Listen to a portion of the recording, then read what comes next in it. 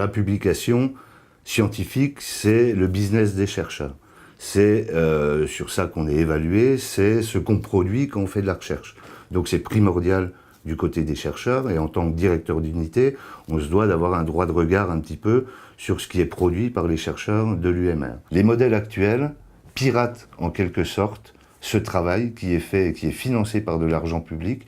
pour le bénéfice de certains consortiums d'éditeurs qui font leur beurre sur le travail des chercheurs, sans rien payer eux-mêmes, puisque le chercheur fait tout, doit payer pour publier, pour produire sa recherche, doit payer pour publier ses papiers, et n'est pas payé quand il fait le travail de reviewing, d'évaluation des travaux des autres. Donc c'est quelque chose, à l'heure actuelle, qui est complètement hors cadre. Par exemple, pour ce qui concerne mon unité de recherche, on produit à peu près 170 articles par an. À 1 500 € le papier juste pour le publier, je vous laisse imaginer le budget d'argent public qui passe directement chez les privés, chez ces consortiums d'éditeurs. Et ça ne compte pas le temps que passent les chercheurs à rédiger les papiers et à évaluer les papiers de leurs collègues. Les nouveaux modèles, type Open Access, vont dans le sens d'une réappropriation des résultats de la recherche par les chercheurs eux-mêmes,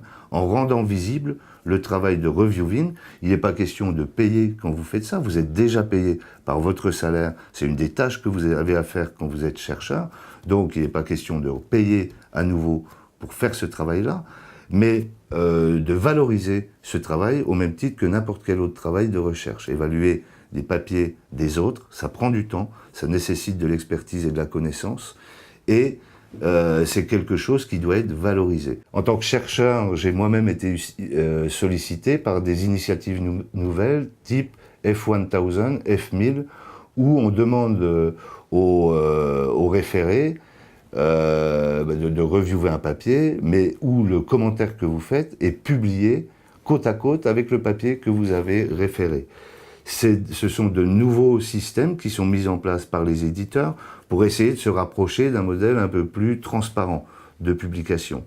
C'est une initiative louable, mais ce n'est pas encore suffisant pour permettre aux chercheurs de se réapproprier les résultats de leurs recherches. Il y a d'autres initiatives de ce style qui viennent pour cette fois réellement de la communauté de chercheurs, qui s'appellent les PCI, Peer Community In, où des chercheurs d'une discipline s'associent et proposent aux collègues de reviewer des papiers, ce qu'on appelle des pré-prints. Les gens déposent leur brouillon sur Internet, c'est référé par ce genre de communauté qui publie ses avis, qui peuvent ensuite servir aux journaux officiels qui ont pignon sur rue de s'approprier les papiers et de se reposer sur ce type de recommandation. Ça se termine par une recommandation de publication ou de changement,